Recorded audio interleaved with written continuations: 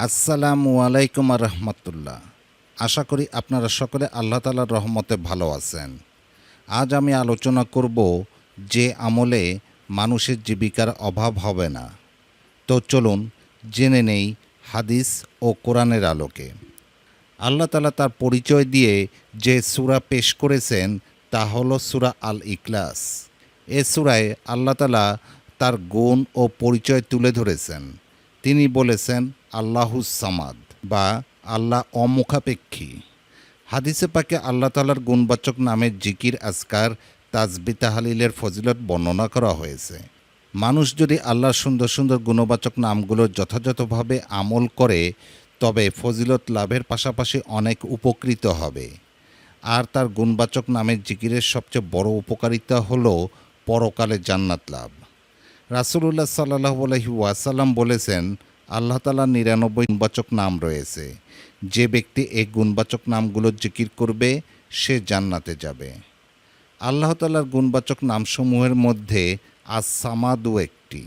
এই গুণবাচক নামের আমলে দুশমনের আক্রমণ ও ক্ষুধার যন্ত্রণাসহ অনেক কল্যাণ লাভ হয়।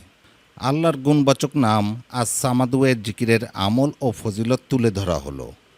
আস-সামাদু অর্থ তিনি কারো মুখাপেক্ষী নন, অভাবমুক্ত, স্বয়ংসম্পূর্ণ, সবাই তার মুখাপেক্ষী।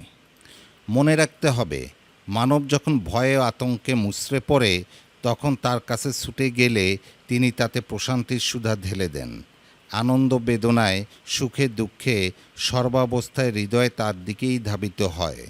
মানুষ তার কাছেই খুঁজে পায় অনাবিল শান্তি। আল্লাহর গুণবাচক নাম আস-সামাদু এর আমল ও ফজিলত। যে ব্যক্তি সেহরির সময় অথবা মধ্যরাতে সিজদায় গিয়ে আল্লাহ তাআলার এই পবিত্র গুণবাচক নাম আস-সামাদু ১১৫ বার পাঠ করে, আল্লাহ তাআলা তাকে সত্যবাদী হিসেবে প্রতিষ্ঠিত করেন এবং দুশমনের হাত তার শরীরে লাগবে না, অর্থাৎ দুশমনের আক্রমণ থেকে তাকে রক্ষা করবেন। যে ব্যক্তি সবসময় আল্লাহ তাআলার পবিত্র গুণবাচক নাম আস-সামাদু পাঠ করে সে ব্যক্তি কখনো ক্ষুধার্ত হবে না। আল্লাহ তাআলা মুসলিম উম্মাকে দুনিয়া ও পরকালের কল্যাণ লাভে সবসময় তার গুণবাচক নাম আস-সামাদু এর জিকির বেশি বেশি করার তৌফিক দান করুন। আমিন।